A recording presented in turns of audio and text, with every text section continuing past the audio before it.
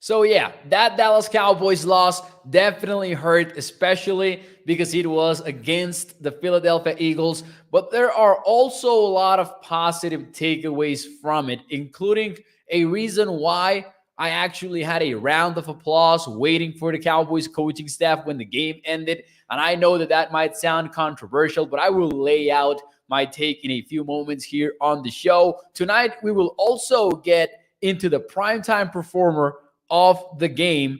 We will get into the scariest aspect of the Cowboys' loss that the NFL will have to take notice of.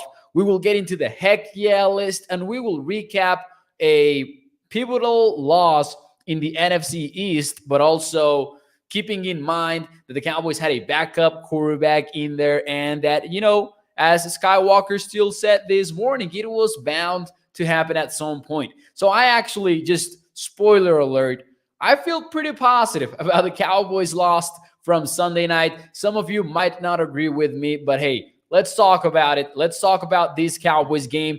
Charlene Evans, shout out to you with the super chat and with the massive super chat. Let me be specific here. And the question, how about this? I will start the show officially and I will circle back to Charlene Evans' question because, hey, that's a massive super chat. So thank you for your comment, for your donation, and your unrelenting support of ADC Sports Dallas. .com and ADC Sports Dallas shows. Shout out to everyone, by the way, who is joining the stream on YouTube and Facebook. We've got Samuel Rowe. No, don't go anywhere, Samuel Rowe. We are here. Tommy915 says, you're always positive, Mo. I am positive. I will tell you that.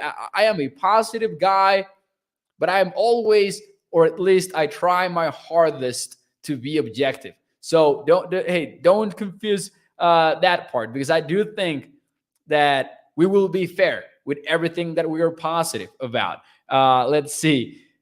I'd be positive too, says Tommy915. If Charlene super chatted me $100. Link says, Cooper Rush back to the bench. We want Dak, says Link. And hey, you are getting it. You are getting Dak Prescott next week, apparently. So without any further ado, let's get this show started officially now that more of you are here. But do me a favor before we do, hit that like button.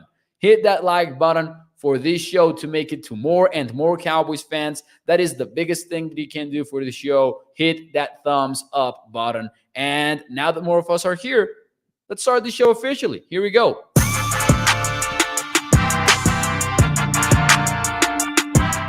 What is up, everybody? And welcome into ADC Sports Dallas Primetime. I am your host, Mauricio Rodriguez, streaming with you live every Sunday through Thursday night at 8 p.m. Central here on Dallas On Demand Sports Talk Network. With a lot more content coming your way, make sure that you check out adcsports.com/Dallas, where we've got news, opinion, analysis every single day of the week. So make sure you check that out on adcsports.com/Dallas. And as always, remember that Primetime is brought to you by our friends over at freemanmazda.net. We will talk more about them and the ride of the week in a few moments here on the show. But before we do any of that, tonight we will recap the Cowboys' second loss of the season, the first loss of Cooper Rush's career, that, it had to be dramatic when it finally arrived, and it had to be a disaster, because that's what it was for Cooper Rush on Sunday night. And we're not going to hate on Cooper Rush, because he did his job. He wasn't supposed to come in and go on a 4-game winning streak. That was never the goal for Cooper Rush. Not the realistic goal. It might have been the cheesy romantic goal, but I don't think that anybody expected Cooper Rush to go 4-1 in 2022 for the Cowboys. So I think that's fair to say. We're not going to hate on Cooper Rush because he doesn't deserve the hate. That being said, it was kind of a big reality check for the Dallas Cowboys, because make no mistake about it, those 3 interceptions were all on Cooper Rush, in my opinion, after watching the replay. Whether you want to call it a bad decision or a bad throw, those weren't necessarily, well, some of them, a couple of them were. But for example, that one that was a Michael Gallup target. Maybe it was a little bit of an inaccurate ball, but that was an interception that was caused by the lack of zip, the lack of arm strength for Cooper Rush. And it goes a long way to show you just how rare arm talent is in the NFL. And it can be such a simple play that proves it to you. It doesn't have to be the lack of a 50-yard bomb towards the sideline in that, sweet spot versus cover two. It doesn't have to be just that. It can come in a simple curl route in which the ball just simply doesn't make it there in time. And there were some bad decisions too from Cooper Rush. So it was a reality check. It was bound to happen. And I'm not going to hate on Cooper Rush for that reason. But we'll talk about more stuff here. Charlene Evans had a huge super chat. So we'll start the show with that instead of going with the actual outline, right? Because I think this is a good question. Charlene Evans says, Mauricio, what are your thoughts about the defensive line not being able to stop the run? Oh, that is a massive question, because I will say this about the Cowboys defense. And I will actually kind of go deeper into this later in the show. But I think that the Cowboys defense did a better job than being given credit for. They actually held the Eagles to only 3.4 yards per attempt. Jalen Hurts had only 25 yards in 9 attempts running the football. Miles Sanders averaged 3.9 yards per carry. Kenneth Gainwell did go for 5 yards per attempt. I think that it has to do, because there were a couple of moments specifically in which the Cowboys couldn't stop it. There was that long, grueling, punishing drive from the Eagles in which they increased their lead to 26. The Cowboys were closing in on the Eagles. They put the game 20-17, and then the Eagles responded with a long touchdown drive in which they were just punishing the Cowboys defense time and time again. I think that it has to do with a lot of things, but mainly I will say that the Eagles deserve some credit. The Eagles are a tough team to stop, and it's not the Bills offense. It's not the Chiefs offense in its complexity. It's not Sean McVay's scheme or even Kyle Shanahan's kind of offense. It is actually a pretty simplistic one. They run a lot of zone read. They run a lot of RPOs, but sometimes that can be enough when you have such a good offensive line up front and a quarterback that is a legit dual threat. Because let's give some respect to Jalen Hurts. He can hurt you with his legs, and he can make you bleed, even at the NFL level. So I think that first and foremost, I got to give some respect to the Eagles offense on that front. They are overall a very tough team to stop on the run, just because they can kill you with the RPOs, and Jalen Hurts can take off at any moment. And that translates into you having to be at your most disciplined as a defense. And I'm not talking about not getting, penalty flags called against you. I am talking about gap integrity. Defending the option is all about assignment football. Somebody needs to take the quarterback. Somebody needs to take the dive player. Somebody needs to take the potential pitch. And it's about making sure that you, one, stay with your guy, and depending of what kind of defensive scheme you're running, take care of your gap, and do not try to make a play by jumping over to the next gap and leaving your assignment wide open for the offense to cut into it and get the big play. So I think that phasing that offense for the first time this season might be a big time lesson for the Cowboys. And at one point, the Eagles were playing their game. They were sticking to their game plan, and you got to give them some respect. I think that in summation, that would be more or less my preliminary answer for that question, Charlene. But I will say this. I want to dive into the All 22. That comes every Tuesday morning for me. So hopefully I have more answers for you tomorrow night. But those would be first uh, my first reaction to that question, which is a very, very good question, by the way. And thank you for the super chat once more, Charlene Evans, an absolute MVP of tonight's show. But anyways, let's see some of your comments here. Let's see some of your comments here. Katara Jones, I give Jalen his props. He is good. And he is so good for what the Eagles are doing right now. They run a lot of these, as I said, RPO concepts and spread option kind of quarterback design runs. And he executes them pretty well. And they have these little wrinkles on that offense. How about AJ Brown, for example, running the slide route on that sort of play action passes that they do, and just you had AJ Brown opened in the flat time and time again.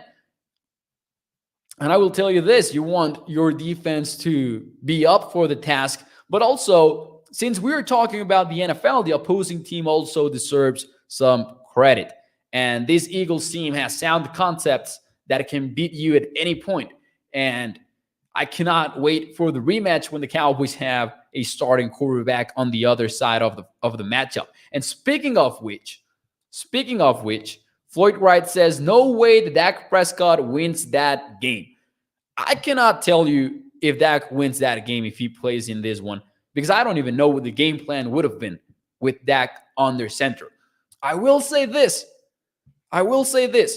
This was a 3-point game late in the second half in a matchup that the Cowboys threw 3 interceptions. Now, the third and final interception came later, if I'm not mistaken.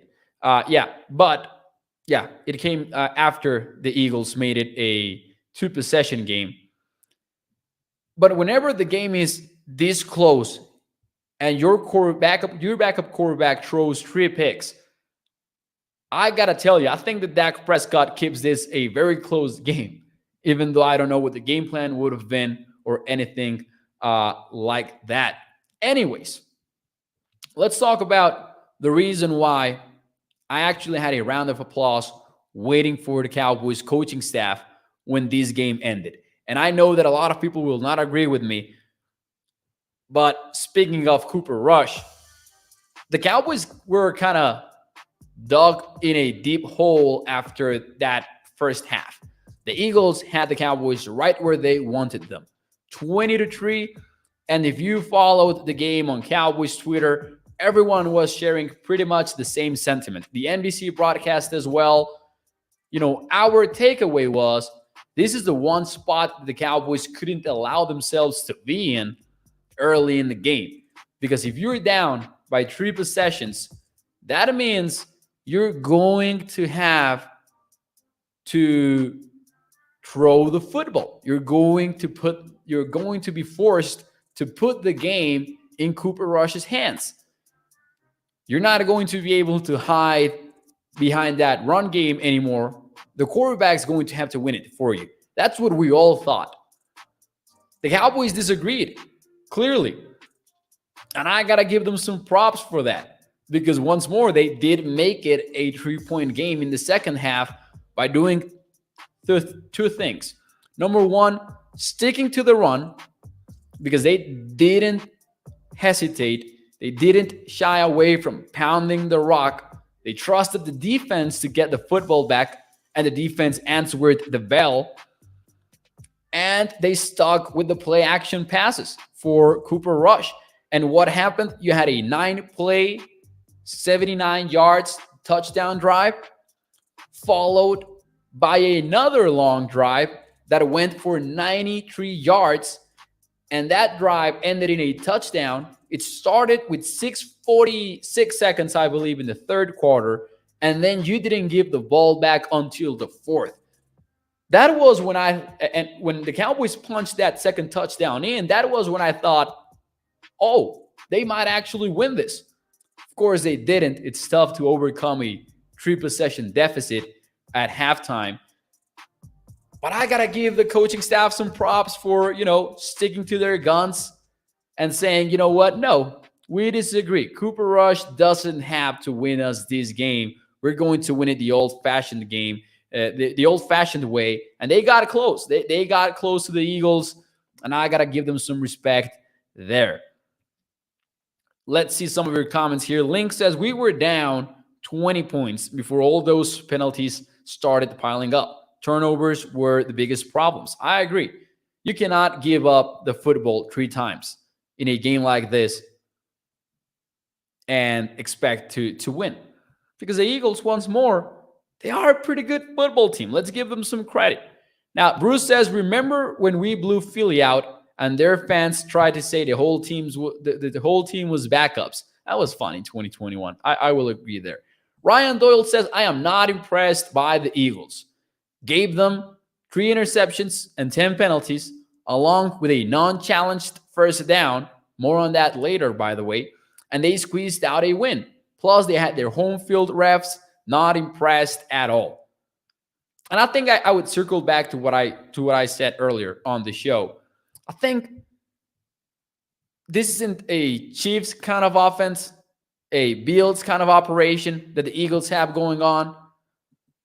But you kind of afford yourself, you can't afford yourself not to have that kind of complexity in your offense if you have such a good offensive line and a +1 quarterback. It just spells trouble for opposing defenses. So I will give them some respect for sure. Nicholas says it still held Jalen Hurts to 175 total yards. Defense is playing great. Those read options killed us, though. The read options and the RPOs, I agree. I will also, though, agree that I am pretty excited, and I'll actually flip those 2 topics to talk about the defense here for a moment. I have to tell you, I think that the defense is getting a lot of bad reps from that game, and it shouldn't, because they held the Eagles to 3.9 yards per play, which is well below the league average of 5.5. They held them to a 3.5 yards per carry number. They held them to about 6 yards per attempt for Jalen Hurts. So they showed that they can actually hang on versus tough teams like the Eagles on that front. And the fact that the Eagles had 3 consecutive possessions in the first half, starting in Dallas Cowboys territory, and 2 of those possessions went for only a field goal, you got to give the Cowboys defense a massive round of applause too, I believe. They had answers. They did blitz Jalen Hurts, as we previewed during the week. And we did see a Jalen Hurts that hesitated a little bit in those kind of situations, including a massive second half stop in which Dan Quinn sent 7 for Jalen Hurts. That play resulted in a sack, a cover 0 kind of play for Dan Quinn's defense, and it worked. And I think that is massive for 2 reasons. Number one, you kind of realize that, yeah, this Eagles team, respect for being undefeated so far, but it's still a biddable team. It's still a team that can lose some football games, and it's not like the NFC East is completely locked for Philadelphia, even though they are in the best spot they could ask for right now. That's number one. Number two, I am excited that the Cowboys defense played with the worst possible game script that they could have been dealt, and they still managed to find a way to look successful on that playing field. I will say that. I actually do disagree with what Toxic Tom is saying here. Overall, Mo, the team looked woefully unprepared for the game, got outplayed. They did get outplayed. The Eagles are once more a pretty good team, but I will say this. I don't think that they looked woefully unprepared for the game. I think that this is a Cowboys team that with Cooper Rush at quarterback, you go down on that scoreboard by multiple possessions, and it's over. That's the ball game. I think they actually stuck around for way more than we actually thought they would when they were down 14-0. early in the game. I don't think that it was that they looked woefully unprepared. They looked woefully unprepared versus the Bucs in week 1. That team was completely unprepared. I don't think that that was the case at all on Sunday night. You gave the football up 3 times. I don't think that was a problem. I don't even think the game plan was a problem. I'm seeing some of the comments here in the chat. I don't think the game plan was. Ezekiel Elliott averaged 6.2 yards per carry. Tony Pollard was eating 2. It was, in my opinion, more about execution this time around. There were some, and I'm not going to say that this was a perfect game plan either.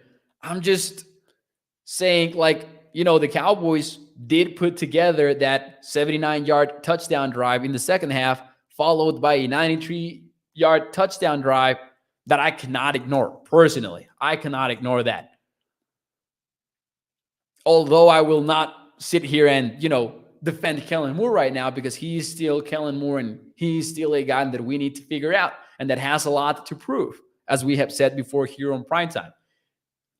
I think that what happens mostly is that maybe we overestimate Cooper Rush a little bit. This is the kind of game plan that you need to put together for Cooper Rush's offense. That's not to say that the offense is not bad with Cooper Rush. It is. That's why you have to go into these games with that sort of game plan, in my opinion.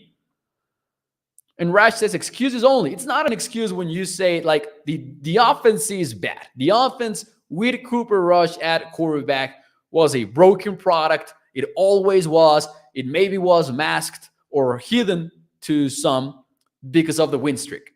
But the offense was broken. There's no way we can deny that. And I think it's fine that it was broken because you were playing with a backup quarterback. And that's my take. Now, Mark Aaron says, thoughts on the non-challenge. At the moment, I hated it. I think that it would have been ideal to challenge the play. Mike McCarthy talked about it on Monday's press conference. He explained that the process was a little bit icky on the field. He even explained that the refs called a first down, then reversed it to a 4th down.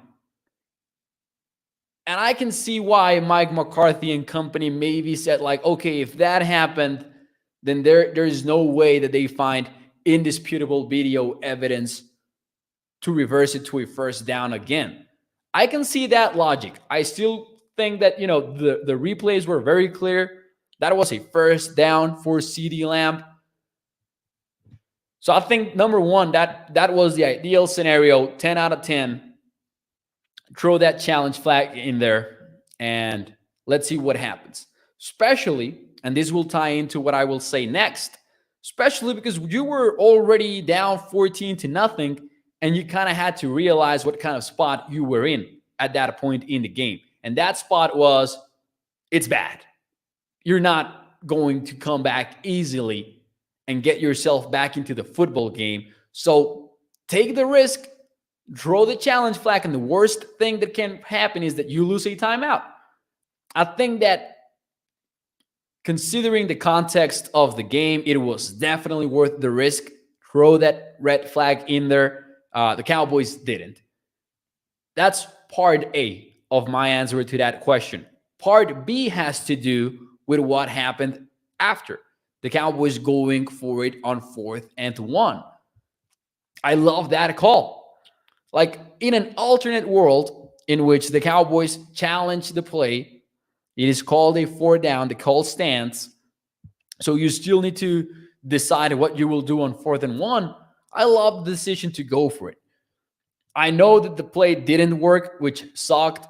It was a play action kind of bootleg pass that, CeeDee Lamb would have been the first read on the slide route, more or less. He gets, completely taken out of the play by Noah Brown, who is fulfilling a block assignment. He stops CeeDee Lamb, so the first read is not there for Cooper Rush, and then asking him to make that second read throw once more is not going to work because that's Cooper Rush, and the offense is very limited with him at quarterback.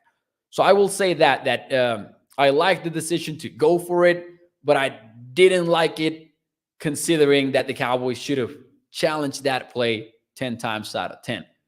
But I did like that if it would have been 4th-1, I like the aggressiveness to go for it. Because once more, the thing that the game was pretty much lost at that point, more or less. Not fully, but I had very little hope for the Cowboys bouncing back from a 2-possession game. And I have the receipts for that because we talked about that for a long time here on Primetime during the Rams week and during the Eagles week. That was always the message. If the Cowboys are going to win it, it's going to have to be a close game throughout the entire game. Because with Cooper Rush, you're not going to bounce back from that kind of deficit, which is why I was super impressed by the Cowboys' second half performance, in which they stuck to the running game and managed to cut the deficit to 3 points only. That was pretty impressive. Taking that into consideration, I loved the idea of going for it, and I would compare it. Although the scoreboard was not the same, I would compare it to the Cowboys going for it versus the Bengals in their own territory on 4th-1 or 4th-2. I cannot remember right now. We loved it because it set the tone for the Cowboys that they were going to be aggressive. You're on the road playing with a backup quarterback in this scenario, on the road playing with a backup quarterback down by 2 possessions. Go try to gain a yard. Right? As far as the play that was called, I don't know. Like I know that it's easy to say, they should have run it. But then again, the play action seemed to work on the replay. CeeDee Lamb was not there because Noah Brown took him out. His teammate took him out of the play. So there's definitely an execution issue there for the Cowboys. In short, that would be my answer. Tommy915 says, Mo, can you imagine if Dallas cared enough about Philly to make Beat Philly t-shirts and then losing by 20? There you go, Tommy. I like that even though the Cowboys lost, there are still one-liners. There are still one-liners there in the Facebook chat and the YouTube chat. Holly says, I think the unsure hands of the wide receivers on our team makes us very easy to defend. The play call was awful, says Craig. I can live with that take. I can live with that. Link says, we lead the league in drops last year and penalties. That was the big problem. Penalties were an issue once more on this game. That's definitely one thing to point out. Bruce says, Philly fans have the worst little brother syndrome. Timothy says, Gallup was shut down. No deep threat. Roderick says, how don't you challenge? That one was a head scratcher for sure. It was. Barry Fish says, hell, Turpin made 2 good returns. He ran into one of our players on both runs, says Barry Fish. Now, let's get into the primetime performer. Who was your primetime performer of the game? I know that it was a loss, but I think there are several candidates for this one. So let me know in the chat, who was your primetime performer of the game? While you let me know in the comments, and before I give you mine, let me talk to you about our friends over at freemanmazda.net, because I am legitimately excited about the ride of the week, because we're talking about the 2022 Mazda Miata RF Grand Touring. Check this out. It starts at $36,575. It's got Apple CarPlay / Android Auto, convertible roof, 6-speed manual transmission,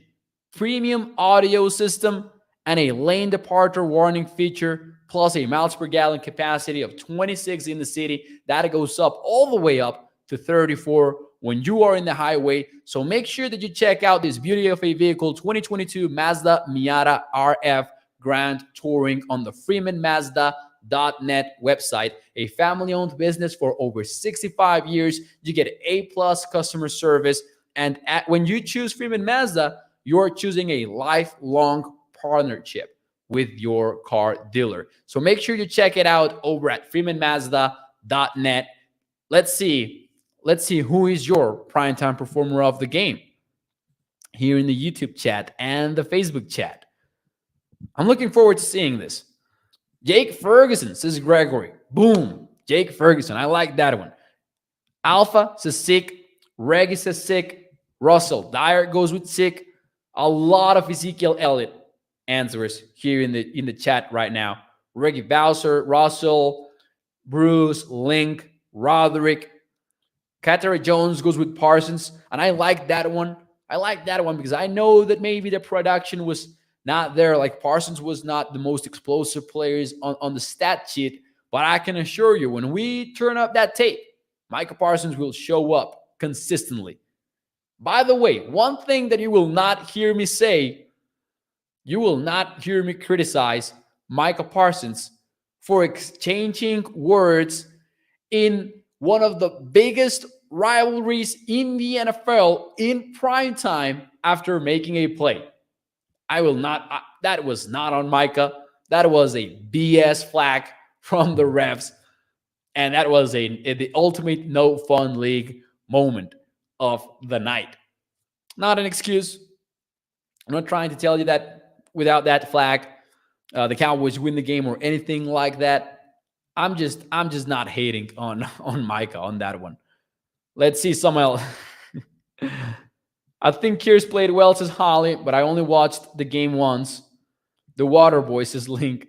The answer that made me laugh was Toxic Tom here, going with Kelvin Joseph. Sick for Link. Floyd says Ferguson.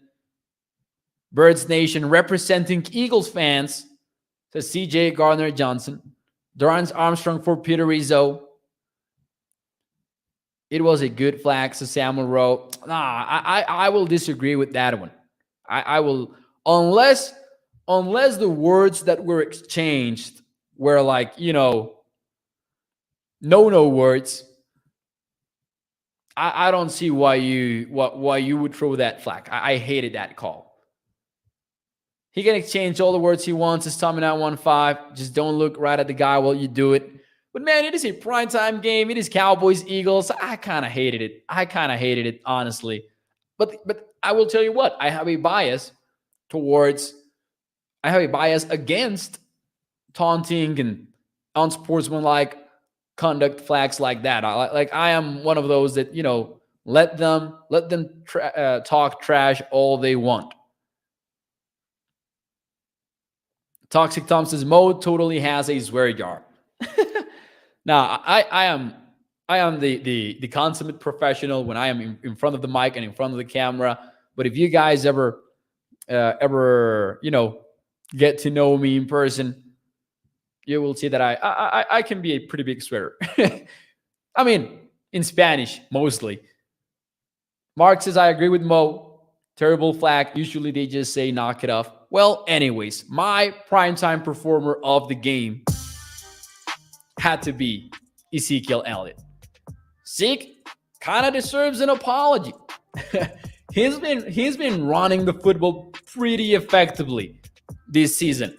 6.2 yards per carry for number 21, numero 21.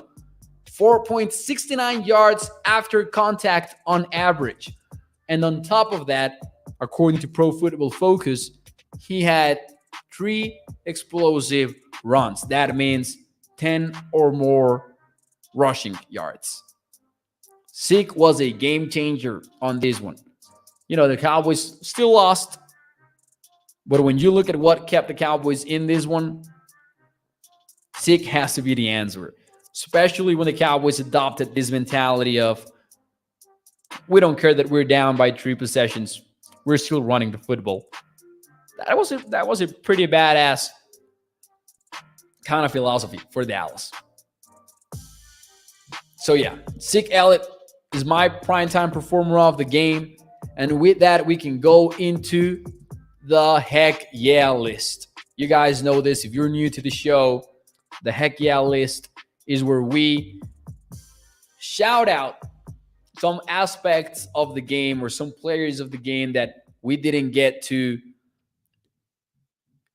at full length during the show. Let's see.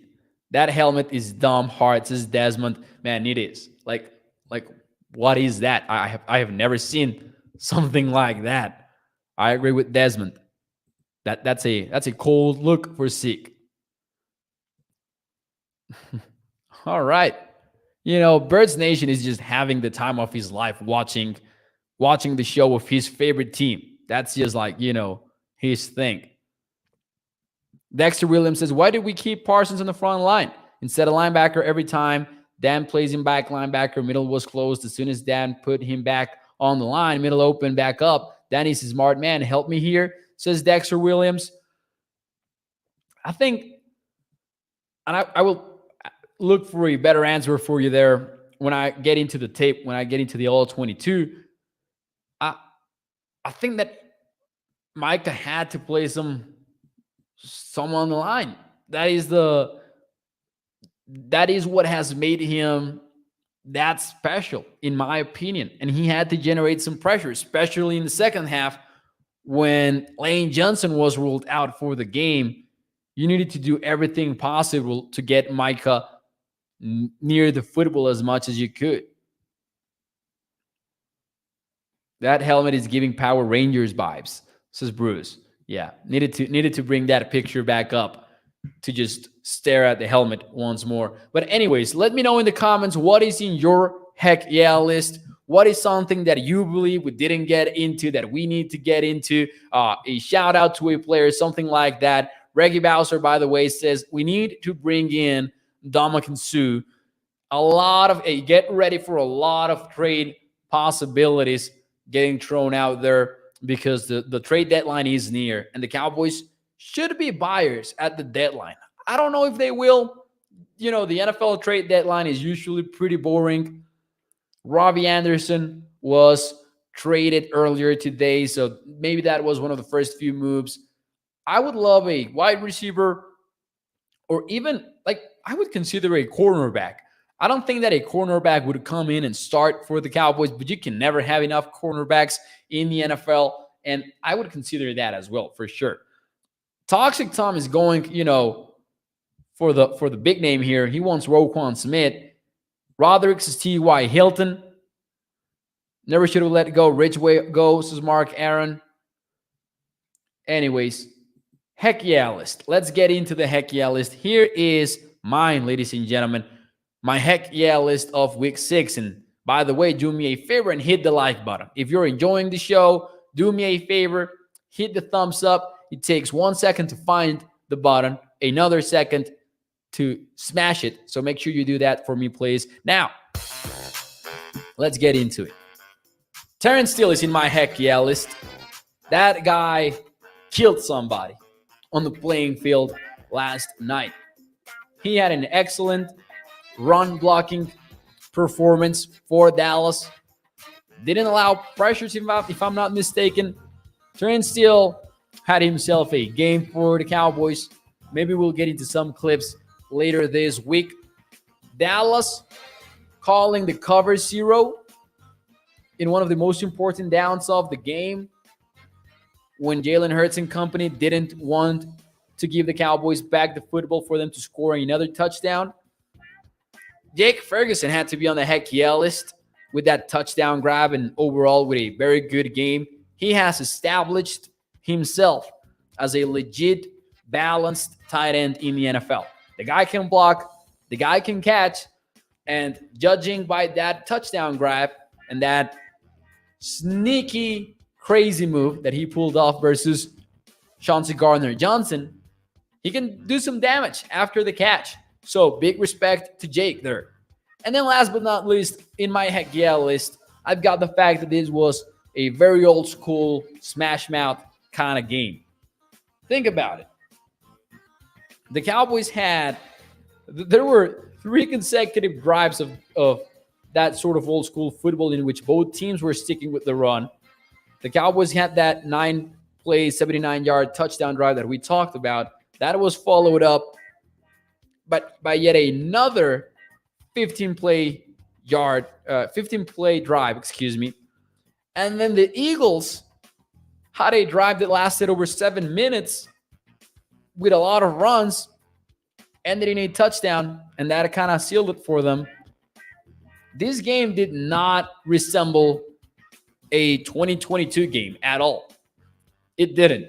It looked more like 90s football on my TV screen, other than, the graphic, other than the scorebook. Let's see some of your comments here. What's on your heck yeah list? Turpin on his screen, crazy work, says Desmond. Steele has been really good this year, says Tommy 915. Man, Toxic Tom just does not miss. How about DJ Moore, says Mark Aaron? Everybody wants DJ Moore. I get it. I also want DJ Moore. I hope that they target someone like that. Mark Aaron says, I heard that Damon Clark practiced. He did. Hopefully we see more of that this week. Fowler is in my doghouse, says Mark. Oh, that flag hurt, didn't it? That Fowler flag hurt, and it hurt a lot. Took that man ankle, says Cattery Jones. Possibly about, the Jake Ferguson play.